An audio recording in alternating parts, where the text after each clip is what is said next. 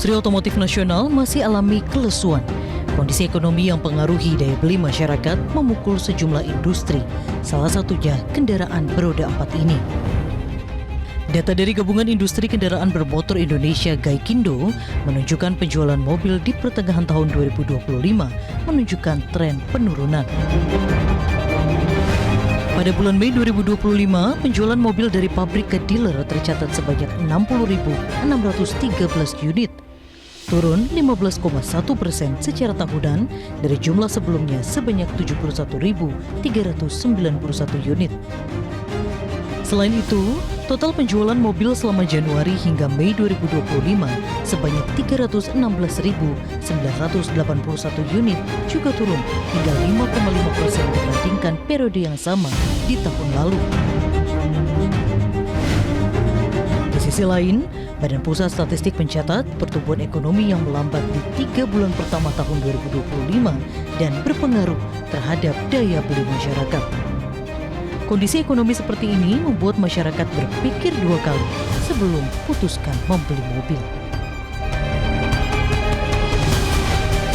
Sementara itu, untuk kembali menggairahkan pasar otomotif, Kementerian Perindustrian mengusulkan adanya insentif, di antaranya berupa penanggungan pajak oleh pemerintah dan juga penundaan opsen pajak kendaraan bermotor. Dibutuhkan langkah yang tepat dari pemerintah untuk mengerek kembali angka penjualan mobil dalam negeri. Jangan sampai industri otomotif yang termasuk dalam industri padat karya ini semakin terpuruk.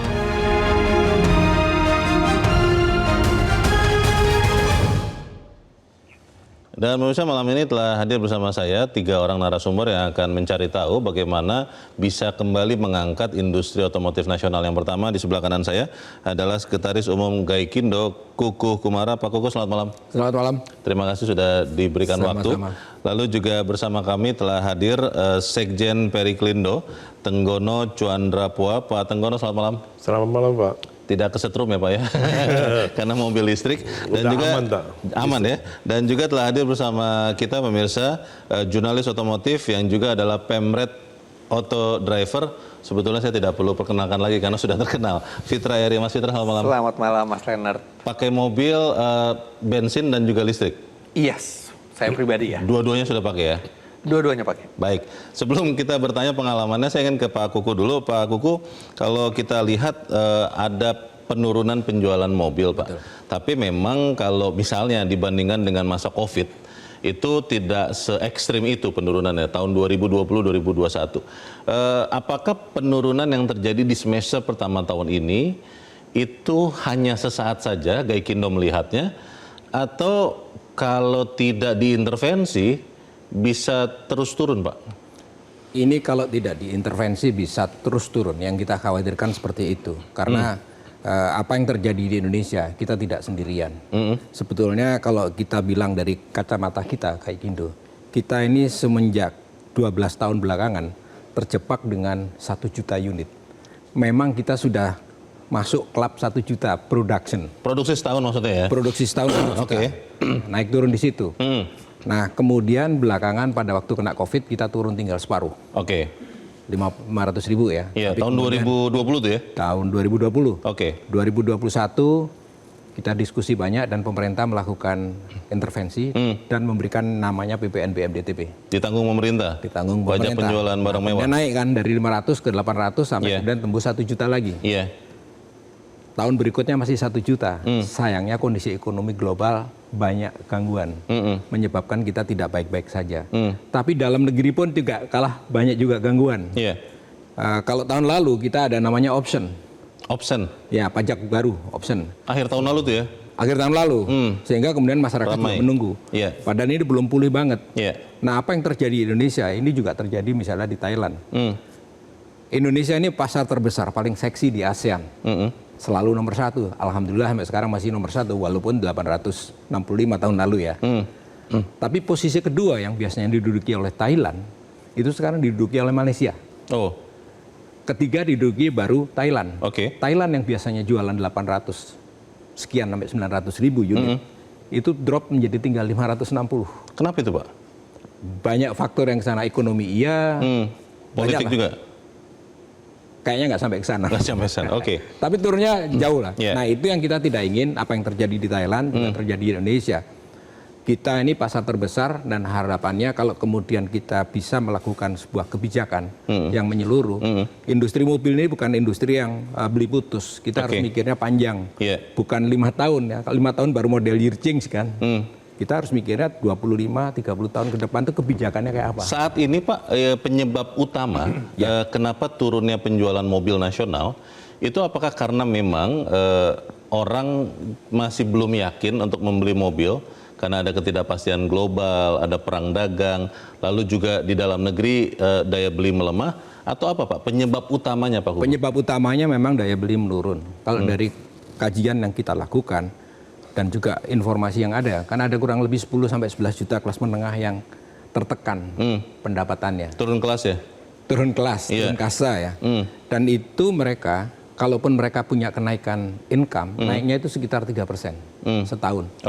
Sementara harga mobil yang biasa saja, bukan yang mobil mewah ya, rata-rata naiknya sekitar 7,5% setahun. Jadi gapnya makin gede kan? Nah itulah yang harus dilihat. Dan ini sudah terjadi cukup lama. Nah ini yang perlu dilakukan, kalau kita bilang perlu direstrukturisasi, karena pajaknya udah banyak banget.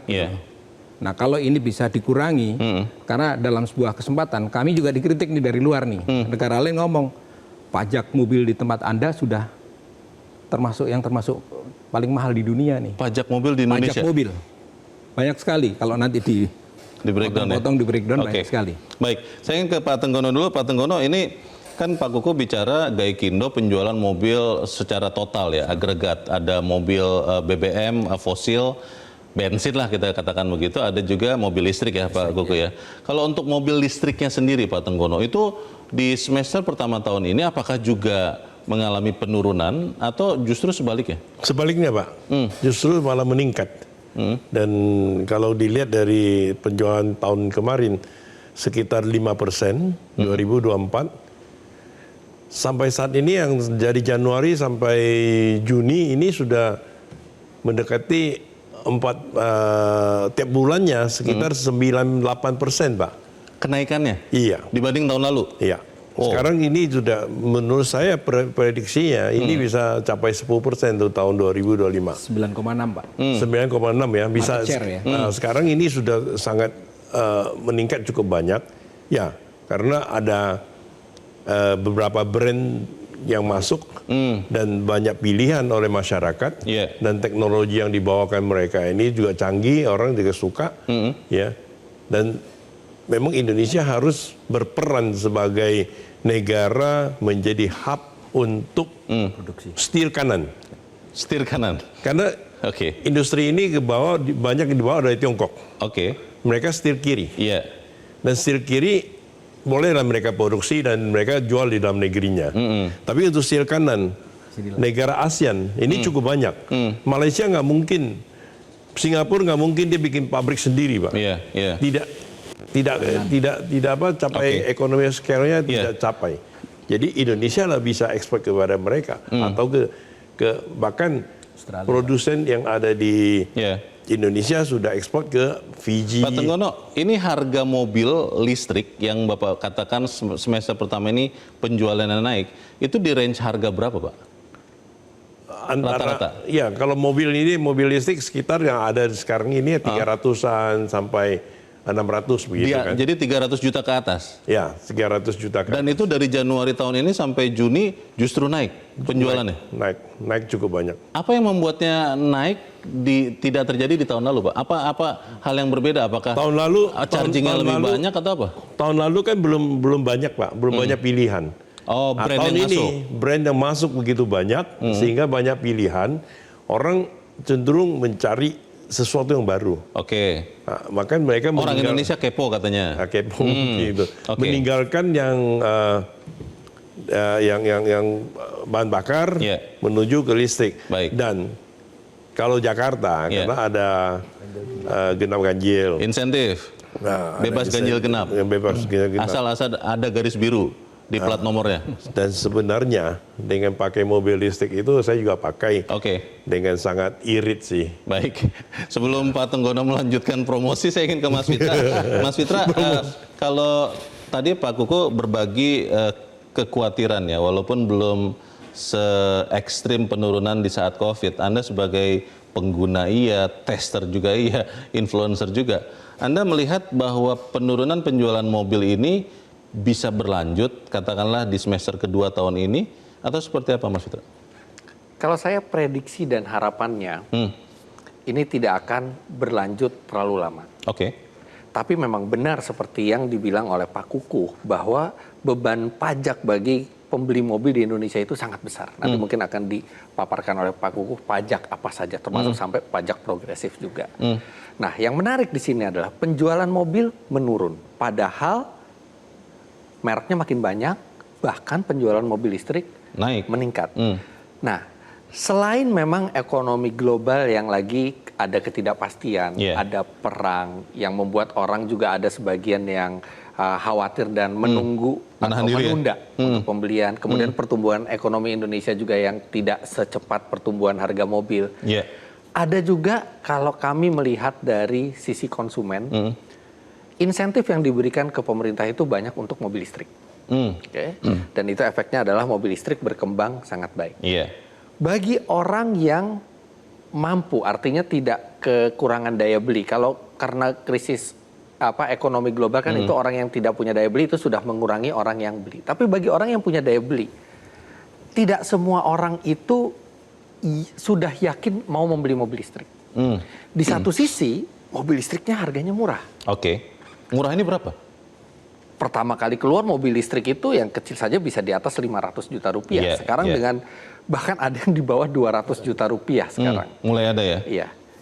Ketika insentif pemerintah ditambah juga merek-merek itu bisa melakukan efisiensi mungkin di perusahaan sampai membuat harga yang sangat menarik untuk konsumen. Ini sangat menarik untuk konsumen yang memang sudah ada ketertarikan membeli mobil listrik. Bagi yang belum siap atau mungkin di daerahnya infrastrukturnya kurang bagus atau dia sendiri masih belum bisa menerima perubahan teknologi yang cepat, ini jadi dilematis. Mobil listrik ini murah, tapi saya nggak mau mobil listrik. Sedangkan mobil yang biasa jadi terasa kemahalan. Akhirnya mereka, kita tunggu dulu deh, kita tunggu beli dulu deh. Kalau apalagi karena fenomena seperti itu, pabrikan mobil sekarang trennya menjual mobil yang baru kadang-kadang harganya bisa lebih murah daripada model sebelumnya. Yang ada model sebelumnya mengalami depresiasi yang besar.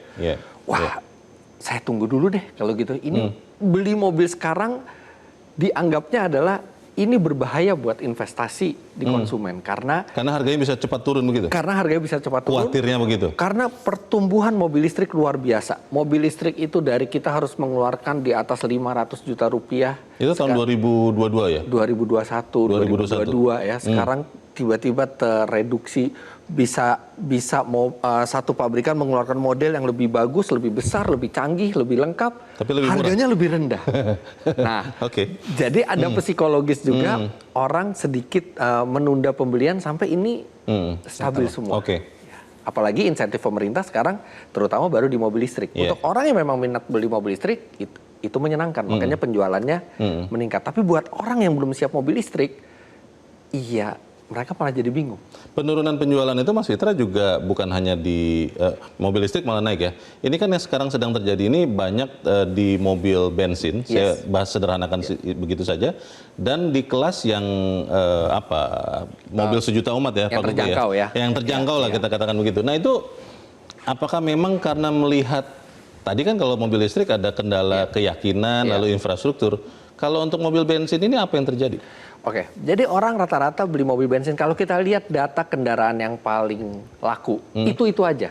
Sebenarnya bukan karena orang itu memang suka mobil itu, karena mobil itu mungkin yang terbaik di kelasnya, tapi itu adalah investasi yang aman, yang kalau dijual lagi harganya stabil. Nah, berarti lihat pabrikan dan merek tuh ya? Sebagian, bahkan mungkin sebagian besar orang membeli mobil memang mobil yang aman untuk investasi. Nah sekarang mobil-mobil yang populer, dari top 5 pabrikan Jepang rata-rata ya. Kebetulan di tahun ini mereka belum melakukan perubahan generasi. Jadi mobil-mobil yang kita bilang sejuta umat ini sudah lama sekali umurnya. Sedangkan yang mendongkrak penjualan itu biasanya adalah ketika keluar model baru. Nah model baru dari produk-produk terlaris ini belum ada yang keluar. Jadi itu pun punya kontribusi untuk orang menunda pembelian. Kalau kita lihat gitu ya, bahwa sekarang yang banyak baru itu mobil listrik, merek baru, yang orang mungkin belum punya trust ke merek tersebut. Kenal juga belum, jangan-jangan. Sedangkan untuk merek dan model yang sudah punya trust, ini modelnya masih terlalu lama belum berganti. Pertanyaan besarnya adalah apakah memang tren ini masih akan membaik, berlanjut, semoga tidak, tapi apakah akan membaik ataukah memang pemerintah harus intervensi seperti saat COVID? Pemirsa tetap bersama kami, Top Ekonomi segera kembali. Jelajahi cara baru mendapatkan informasi. Download Metro TV Extend sekarang.